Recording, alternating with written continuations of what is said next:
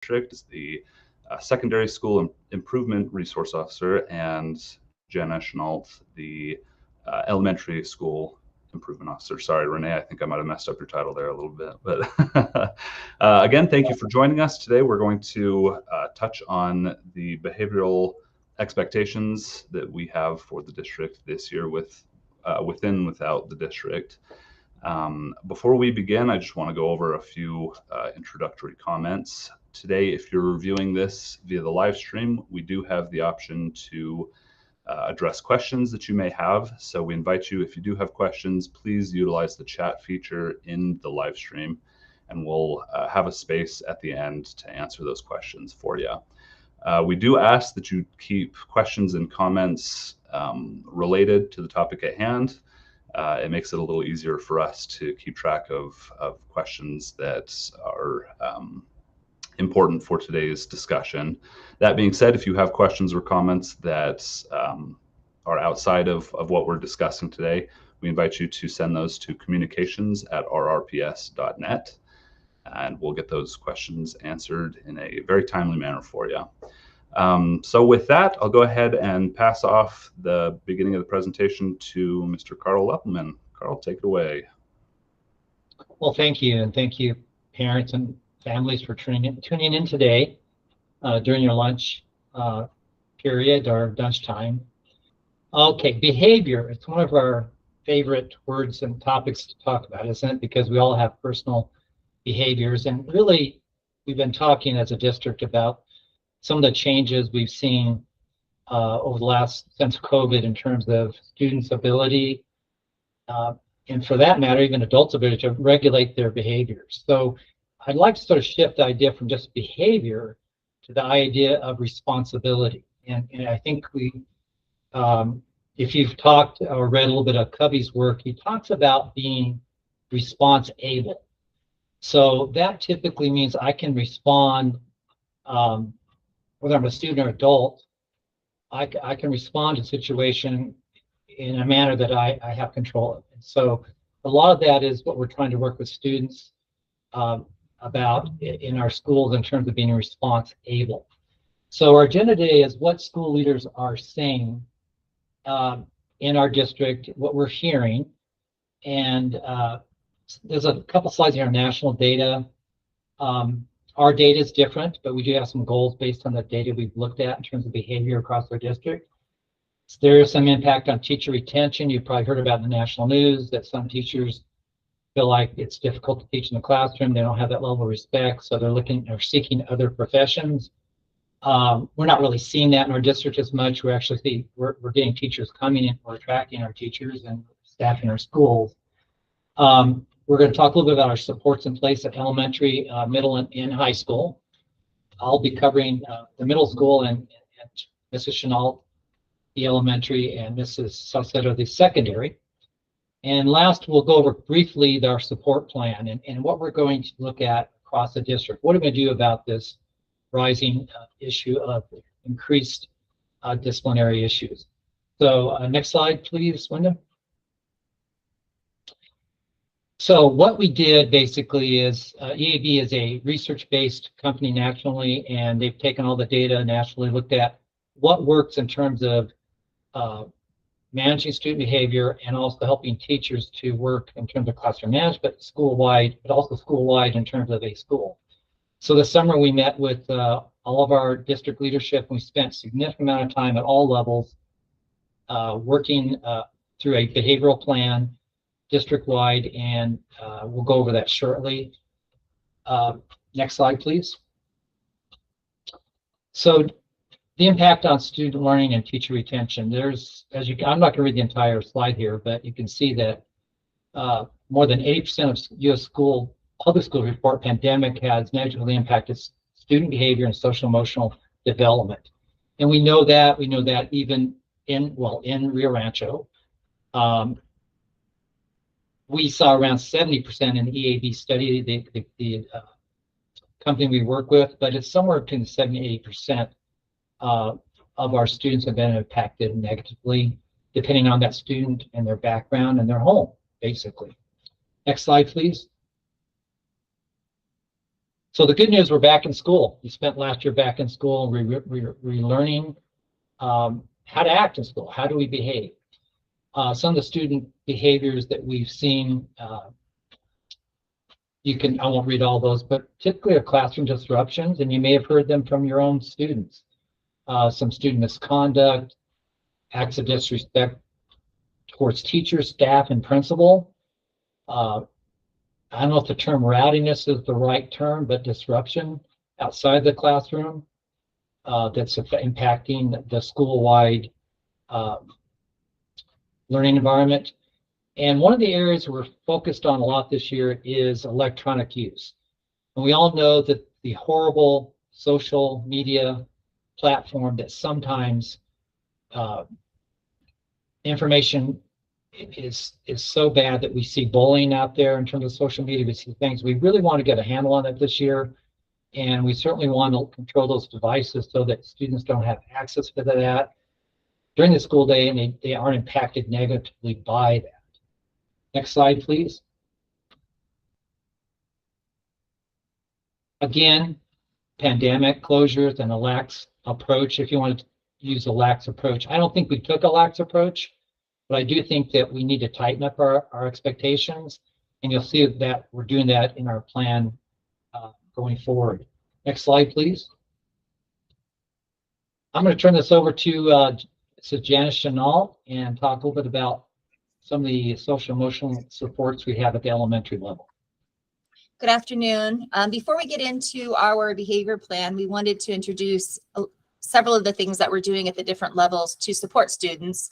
We've seen in the research that we've collected, we've seen that students are coming to school having a much more difficult time regulating themselves. And so they jump from being calm one moment to escalating pretty quickly in another moment.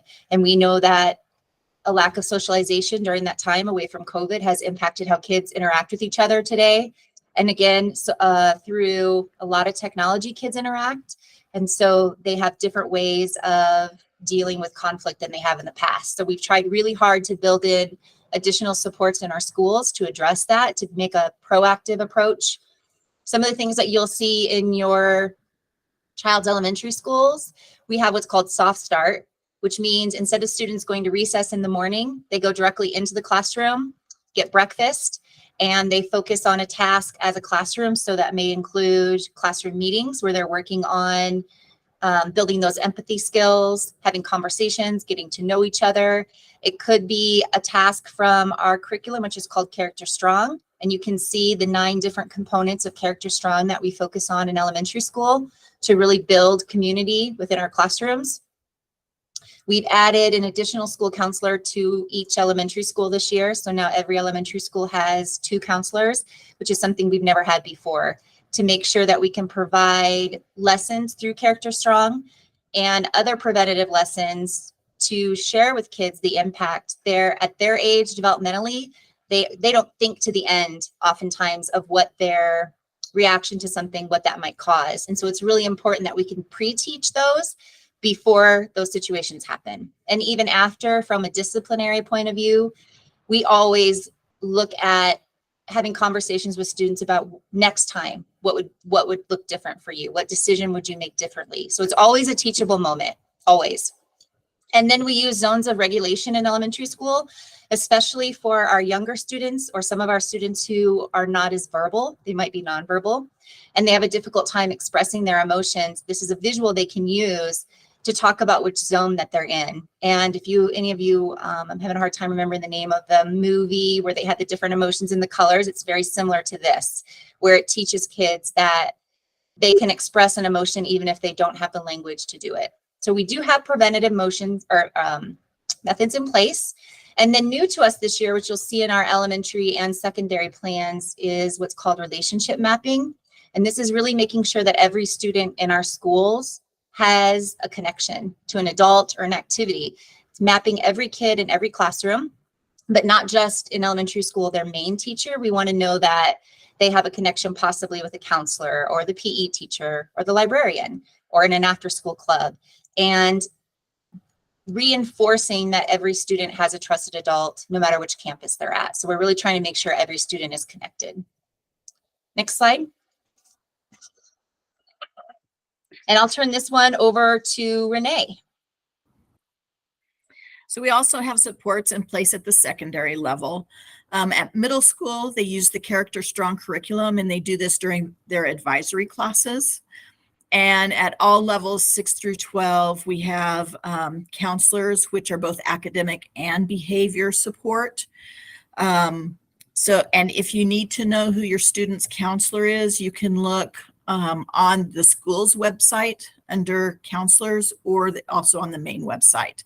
But hopefully your student knows who their counselor is. And that's the supports that we have at middle and high school. Next slide. And you can go on to the next slide, Wyndham. Oh, let's go back to the, hang on a second. Sorry about that. So I'm going to turn it back over to Jana to talk about the elementary things that we've done. We do have a hard copy of our plan if anybody's interested in seeing it, but we didn't want to overwhelm everybody with so many visuals that the message would get lost. So in a national study, they found that 84% of the students that they looked at were behind in self-regulation skills. And that can lead to, those of us that have had young children know that when they don't have the language to communicate their emotions, they will act out physically. It's not because they're trying to hurt anybody, but they don't know how else or what else to do with those emotions. And so we're really taking that into consideration as we built our plan and what we can do to support the students. So for elementary, we adopted an approach of looking at 4 prongs, and that is being safe, being responsible, being respectful, and being present, and identifying in student-friendly language what that looks like and what it doesn't look like. So for example, we want to look at the teacher one now. For a student, being safe is I act in a safe manner at my school and all school-sponsored events. And then specific examples might be following the safety rules for the setting that they're in, following instructions given by a school or district staff. And a non-example would be roughhousing or ignoring instructions. So we looked at safety, responsibility, and respect and being present, since that ties to our attendance plan as well. Along with the elementary student expectations, we added the same 4 core components for teachers, administrators, and for our families. So a responsible expectation for one of our teachers would be, I work with families and partnerships to reinforce appropriate meetings using communication. And for a family one, being present would be, I ensure my child attends school every day and is rested, well-nourished, and ready to learn. And as an administrator, a responsibility for being safe would be, I institute a school safety plan and staff members are trained on the procedures. We tried to get as granular as we could with examples and being very specific, and are sharing this with all of our teachers, all of our administrators. We want to share with you and with our community so that everybody understands we're going to do everything we can to help our students achieve that self-regulation and making the best decisions so they can all be in a safe learning environment. And I'm going to turn it over to Mr. Leffelman. Well, you're going to hear some of the same things. I think that we can't do it alone. Schools can't do this alone. Obviously, parents, family members, everyone has to do their part. And so some of the examples might be in our plan, and you can get this actually it's on our website. An example under students would be actively participate in how to make a school a better place. Think of middle schooler. They can be very, very involved in that. Be a positive leader and role model for others and contribute that safe and orderly school environment. Families, what can you do? Well, be informed. In other words, of the school's behavioral expectations. So what are they? And reinforce those and talk about those. What does that look like at a school? And have that conversation. I know sometimes they'll come home and say, oh yeah, school's going great. And sometimes as a father myself, I'll sometimes just say, how are you doing today? And we'll say, fine, doing great. We'll just pass each other. We'll stop and ask, well, tell me a little bit about how you're feeling today. Is there anything you need to share with me today? I think it's very important that you as parents, and I know that you do that, and guardians build that relationship. And as a parent, communicate with your child's teacher, first and foremost. And teachers also, they'll have a responsibility to this. If you see a change in your student's behavior, very, very important, because in adolescence, and I'm talking particularly, well, it can happen at elementary. But if you're seeing changes, communicate with the counselor or the school or your child's teacher or teachers. We have a homeroom advisory at middle school where you'll have a contact. And I think that's critical. And you should have already been contacted or will be contacted by the advisory teacher. I think that's an important part we put into the middle school schedule. As teachers, we're going to teach intentionally, explicitly, those expectations and accentuate the positive, but also enforce those expectations. So the logical consequence is students need those limits and they understand that. So if students repeatedly are misbehaving, what I like to say is every student has the right to a positive, safe environment conducive to learning.